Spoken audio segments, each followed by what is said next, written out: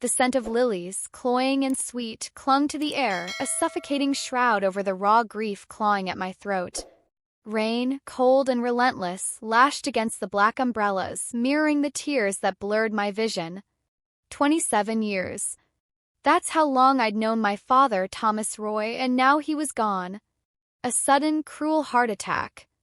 The man who had been my bedrock, my world, was being lowered into the damp earth, leaving behind a chasm no amount of eulogies or condolences could ever fill. My hand trembled, clutching the single white rose I was meant to drop onto his casket. I could barely see through the veil of tears, but I felt the shift in the quiet, the sudden ripple of whispers that cut through the mournful silence. A collective gasp, then a low murmur like a hive of disturbed bees. My head snapped up, my gaze sweeping past the familiar faces of our town, Mr. Henderson from the bakery, old Mrs. Gable from next door, my father's business partners, Robert and David. Then I saw her. She stood at the edge of the grave, a figure in a tailored black suit that looked far too expensive for a funeral in this small, rain-swept cemetery. Her hair, once a vibrant auburn like mine, was now a shocking blonde, meticulously styled. Her face, though lined with age, held a practiced elegance, a cold beauty I remembered only in fractured nightmares. My breath hitched. Eleanor. My mother. She hadn't been seen in this town in my life since I was 7 years old. 7. A lifetime ago. She'd walked out on us, on Dad, on me, with a brief, dismissive wave and a promise to send postcards she never kept. Now, 20 years later, she stood there, perfectly composed, a ghost from a past I'd painstakingly buried. My hand tightened on the rose, its thorns digging into my palm, a sharp pain that was a welcome distraction from the dizzying shock. "Linda," my Aunt Carol whispered, her voice tight with disbelief, her arm wrapping around my trembling shoulders. "Is that?" I couldn't answer. My eyes were locked on Eleanor, who now began to walk slowly, deliberately towards the grave, her gaze sweeping over the mourners with an almost regal air, as if this was her stage, not my father's final resting place. She reached the edge directly opposite me, and her eyes, the same shade of startling blue as my own, met mine. There was no warmth, no apology, no recognition of the girl she'd abandoned. Only a cool, assessing glint. The funeral director, a nervous man named Mr. Finch, cleared his throat, sensing the shift in the atmosphere. If everyone would like to pay their final respects... I dropped the rose. It landed with a soft thump on the polished wood of the casket. Each petal felt like a piece of my heart scattered. As I turned to leave, Eleanor's voice, a low, husky whisper, cut through the rain. "Linda, we need to talk." It wasn't a request. It was a command. My blood ran cold. The audacity. The sheer, unmitigated gall. I kept walking, Aunt Carol's grip a lifeline on my arm. But I knew this wasn't over. Not by a long shot. The wake was a blur of sympathetic glances and hushed condolences at the family home, a sprawling, comfortable house Dad had built from the ground up, just like his business. Roy and Sons Construction. It was more than just a company. It was the backbone of this town, responsible for every major development, from the new school library to the renovated town hall. Dad had started it with a single pickup truck and a toolbox, working 18-hour days, building it into an empire. An empire Eleanor had abandoned without a second glance. I was in the kitchen, trying to find a moment's peace amidst the crowd, when she found me.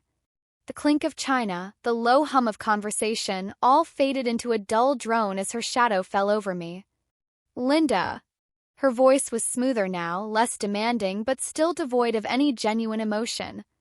"You've grown into a beautiful woman." I turned, a cutting board between us, a half-eaten sandwich forgotten in my hand.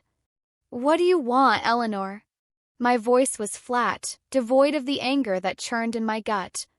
I wouldn't give her the satisfaction. She smiled, a thin, almost imperceptible curve of her lips.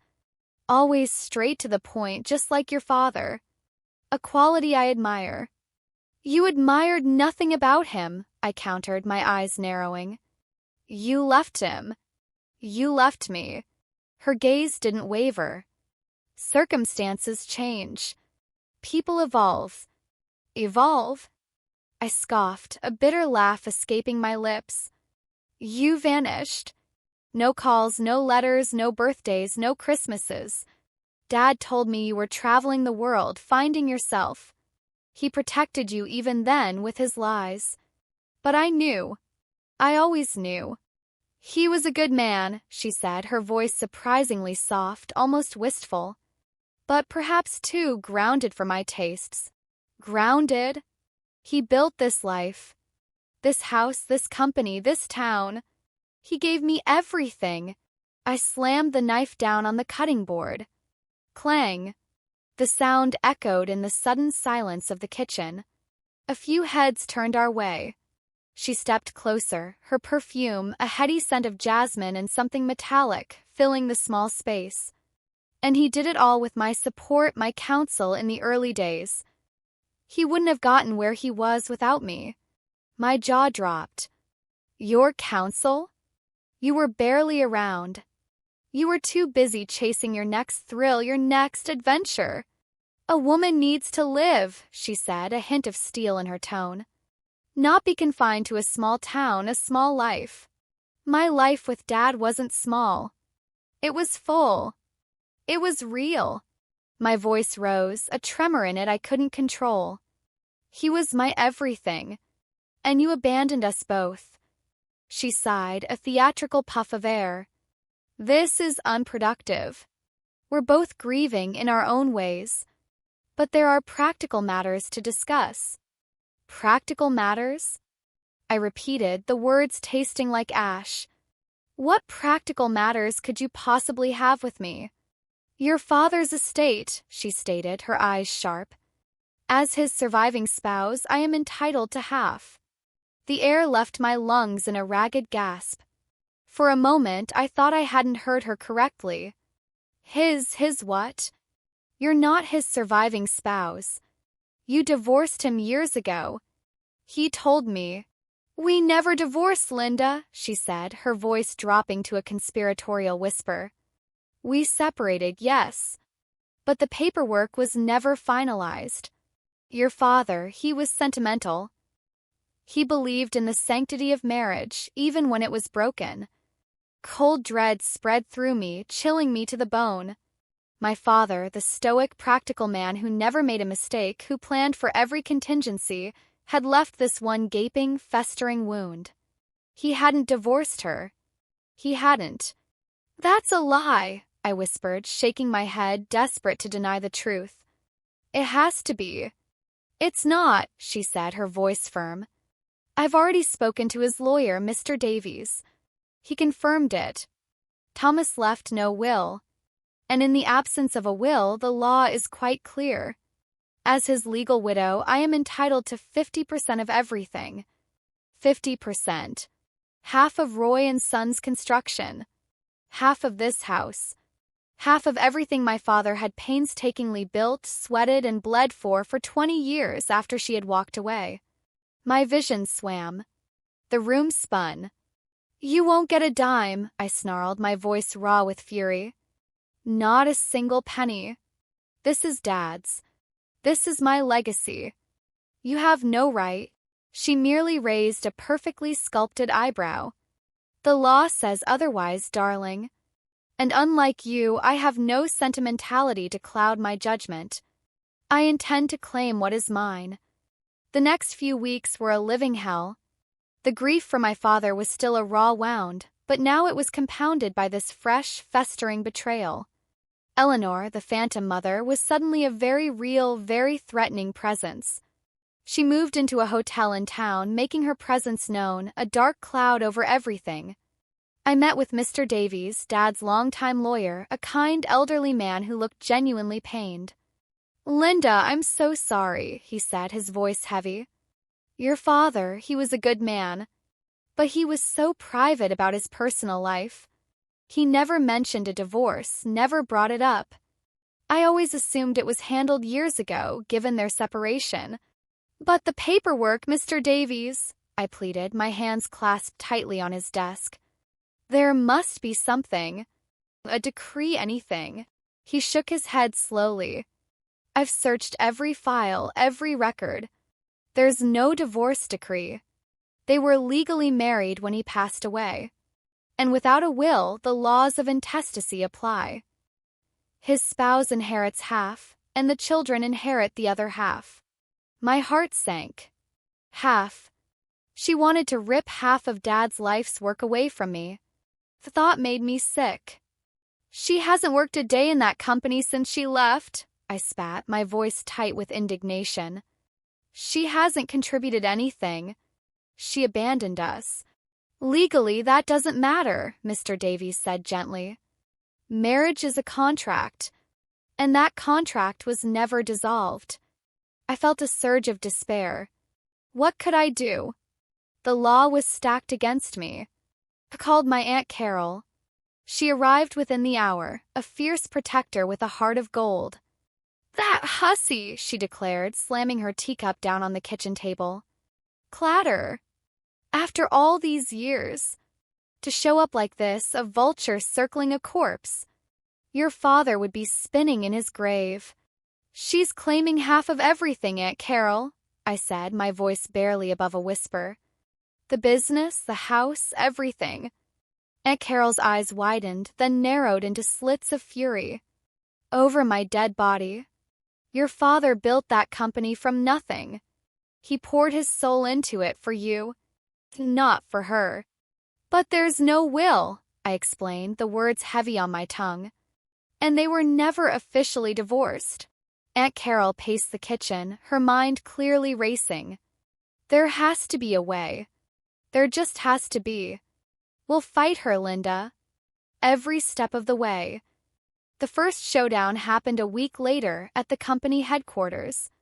Roy and Sons Construction occupied a sprawling complex on the edge of town, a testament to Dad's ambition. Eleanor arrived in a sleek black car, her blonde hair gleaming in the weak sunlight. She walked in as if she owned the place, her heels clicking authoritatively on the polished concrete floor of the reception area. Robert and David, Dad's two most trusted partners, met her in the main conference room. I was already there, perched on the edge of my seat, my knuckles white as I gripped the table's edge. Good morning, gentlemen, Eleanor purred, taking the head of the table, a place only my father ever occupied. And Linda. So glad we could all meet to discuss the future of Roy and Sons. The future of Roy and Sons is with Linda, Robert said, his voice gruff, his face etched with disapproval. She's been working here since she was old enough to hold a wrench. She knows this company inside and out. Eleanor waved a dismissive hand. Nonsense. A young woman, inexperienced, cannot possibly manage an enterprise of this magnitude. This company needs mature, decisive leadership. I've been managing projects for years, Eleanor, I shot back, my voice trembling with anger. Dad trained me. He trusted me. He was preparing me to take over. She chuckled, a low, condescending sound. Preparing you to be a glorified office manager, perhaps, but to run a multi-million-dollar construction firm? Please. Be realistic, dear. And you are, David interjected, his voice tight. You abandoned this company 20 years ago. You know nothing about the current market, the contracts, the employees. I know enough to understand its value, she interrupted smoothly. And I intend to capitalize on that value. I propose we sell the company. My breath hitched. Sell it? Are you insane? This company is Dad's legacy. It's the lifeblood of this town. It's an asset, Linda, she said, her eyes cold. A very lucrative asset. And with my half, I can finally fund my ventures, my true passions. Your true passions? I exploded, slamming my hand on the table. Thump. Like abandoning your family? Like disappearing for 2 decades? What about the people who depend on this company? The hundreds of employees, their families? What about the contracts we have, the trust the town has in us? Such melodrama, she sighed, picking at a perfectly manicured nail. They'll find other jobs. Town will adjust. Business is business. This isn't just business, Eleanor. I shouted, standing up, my chair scraping back loudly. This is Dad. This is his blood, his sweat, his tears. And you want to sell it off like some old piece of furniture? I want what's legally mine, she stated, her voice hardening. And if you resist, Linda, I will take you to court. I will tie up this estate for years. Do you really want that? To bleed the company dry in legal fees? To drag your father's name through the mud? Her words were a calculated strike, aimed directly at my greatest vulnerability, my father's reputation, his legacy. I sank back into my chair, defeated. Robert and David exchanged grim glances. We were trapped. The days that followed were a torturous dance of legal maneuverings and emotional breakdowns. Eleanor sent her own lawyers, sleek, expensive sharks who echoed her demands. They proposed a buyout. I could buy her half for a sum so astronomical it would cripple the company, or we would sell it off to the highest bidder. We can't afford it, Linda, Robert said, his voice heavy with regret. Not without taking out massive loans that would put us in a precarious position. Your father always ran this company debt-free. And selling it, it would break his heart, David added, shaking his head. I felt like I was drowning, pulled under by the weight of my grief and the crushing unfairness of it all. I spent hours in Dad's old office, surrounded by his scent, the familiar hum of the machinery outside. I traced the lines of his old blueprints, remembering how he'd taught me to read them, how he'd explained the strength of a beam, the integrity of a foundation. He'd built everything to last. And now she was trying to tear it all down. One evening, I was sitting alone in the dark living room of our house, the one Dad had built with his own hands, the one where I'd celebrated every birthday, every Christmas. Eleanor had been here, walked through every room, her presence a violation. She'd even commented on the antique grandfather clock in the hall, a family heirloom. Such a quaint piece, she'd said, a faint sneer in her voice. Perhaps it would fetch a good price at auction. The casual cruelty of it had twisted a knife in my gut. I sat there, staring at the flickering embers in the fireplace, feeling utterly helpless. Then something clicked.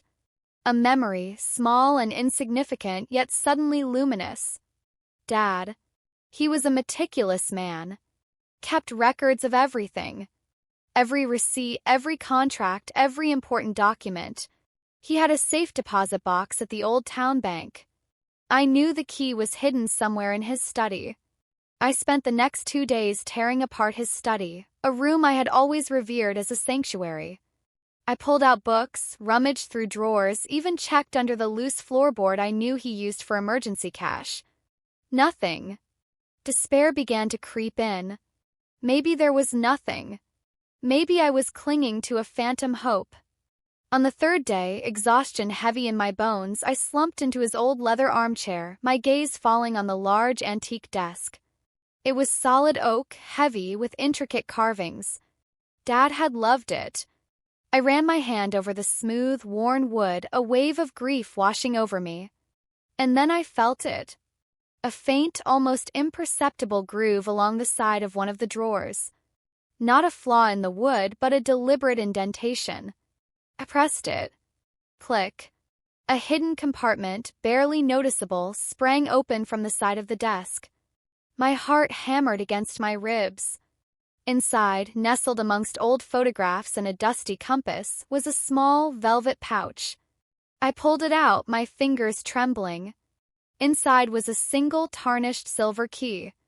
And a folded, yellowed piece of paper. My hand shook as I unfolded the paper. It was a letter dated 5 years ago, addressed to me. My dearest Linda, if you are reading this, I am no longer with you. I know this will be a difficult time, but know that I loved you more than words can say. You are my greatest joy, my proudest achievement. I've tried to prepare you for everything, my girl. To be strong, to be fair, to be resilient. But there's one thing I never fully explained, a loose end I never properly tied up. Your mother. My breath hitched. This was it. The truth. She came back 5 years ago. Not to reconcile, not to see you, but for money. She was in some financial trouble, some venture gone sour, and she remembered the company, remembered our arrangement.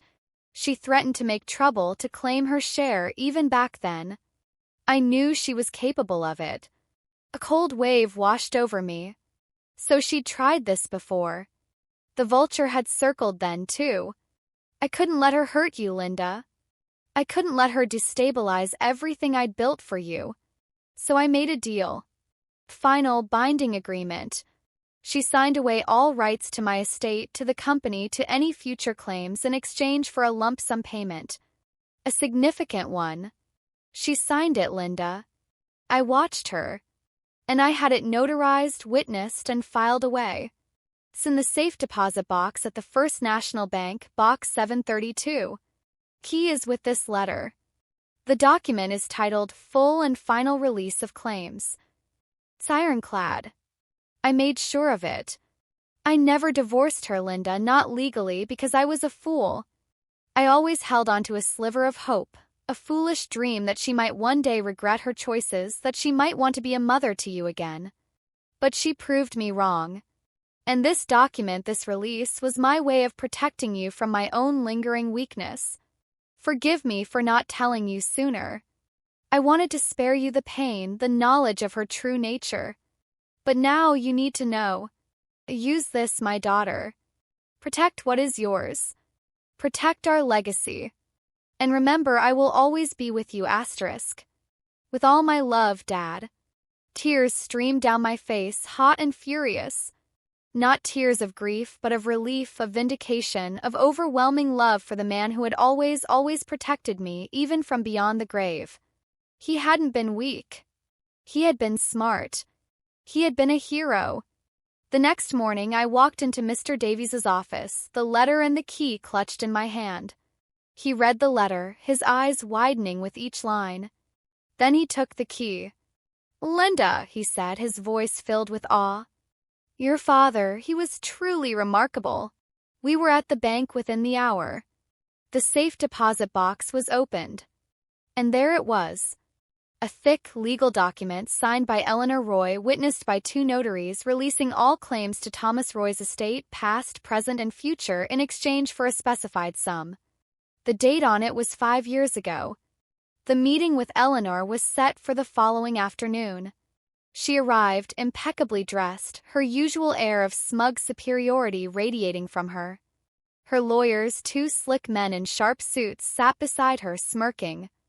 "So, Linda," Eleanor began, her voice dripping with mock sympathy, "have you come to your senses? Ready to discuss the terms of the sale?" I placed the document on the table, sliding it across to her. It landed with a soft thwack. "I've come to discuss the terms of your departure." Her smirk faltered. Her lawyers leaned forward, their eyes scanning the document. As they read, their faces drained of color. Eleanor's eyes, initially dismissive, began to widen, then narrow, then bulge with dawning horror. "What is this?" she hissed, picking up the paper, her perfectly manicured nails digging into the parchment. "It's a full and final release of claims signed by you 5 years ago," I said, my voice steady, calm. Power had shifted. The air was thick with the scent of her rising panic. "In exchange for a very generous sum of money, might I add. Money my father gave you to make you disappear and never bother us again." "This is a forgery," she shrieked, her composure shattering. "This is a trick. I never signed this." "It's notarized, Eleanor," Mr. Davies interjected, his voice firm, a hint of triumph in his tone. "And witnessed. The bank records show the transfer of funds 5 years ago to an offshore account in your name. We have it all. My client has every intention of ensuring this document is upheld in court. And should you attempt to challenge it, we will expose every detail of your past financial troubles, your attempts to extort money from your husband while he was alive, and your complete abandonment of your family." Her face, once so composed, contorted into an ugly mask of rage. "You little bitch. You think you can outsmart me? I'll ruin you. I'll tear you apart." "Oh, hiss," I said, leaning forward, my voice a low, dangerous whisper. "You already tried that, Eleanor. 20 years ago. And then again 5 years ago. And now you're trying it again. But this time you have nothing. No legal standing. No claim. Nothing. Her lawyers, sensing the losing battle, began to pack their briefcases, their faces grim. Mrs. Roy, perhaps we should discuss this privately. No, she screamed, her voice cracking, her elegant facade crumbling completely. This is mine. He owed me. He always owed me. He owed you nothing, I countered, my voice rising, the anger I'd suppressed for weeks finally boiling over. He gave you everything, and you threw it away. You threw me away. You want to know what he owed you? He owed you the truth. The truth that you are a selfish, heartless woman who cares only for money and fleeting pleasure. She lunged across the table, her hand outstretched, aiming for my face. But Mr. Davies, quick for his age, intercepted her, blocking her with his arm. Get out, I said, my voice cold as ice. Get out of my father's company. Get out of my life. And never, ever come back. She stared at me, her eyes blazing with hatred. Then she let out a guttural, frustrated groan, a sound of pure, impotent fury. She wheeled around and stormed out of the conference room, her heels clicking a furious rhythm down the hallway, her lawyers scrambling to catch up. The building felt lighter, cleaner, the moment she was gone. The news spread through town like wildfire. Eleanor Roy, the prodigal mother, had been defeated. Roy and Sons construction was safe. The employees cheered, relieved. Robert and David shook my hand, their eyes shining with pride and respect. Your father would be so proud, Linda, Robert said, his voice thick with emotion. And I knew he would be. The following months were a time of healing and rebuilding. I took the reins of Roy and Sons, pouring my heart and soul into the company just as Dad had. I learned every facet of the business, relied on Robert and David's wisdom, and brought my own fresh ideas. We secured new contracts, invested in new technology, and continued to build, literally and figuratively, on the strong foundation my father had laid. The house, once filled with the ghost of her memory, became truly mine, a home again, filled with laughter and warmth. Aunt Carol moved in, her presence a comforting balm. Sometimes, late at night, I would sit in Dad's armchair, the hidden compartment still open, the letter still inside. I would read his words, feel his love, and know that he was still with me, guiding me. The betrayal had been deep, a jagged wound that would forever scar. But from that pain, something stronger had emerged. I had found my own strength, my own voice, my own path. Eleanor had tried to strip me bare, but instead she had forged me into steel. I was Linda Roy, daughter of Thomas Roy, and I was here to stay. My father's legacy was safe, not just because of a document, but because of the woman I had become. I was the foundation now, unyielding and true.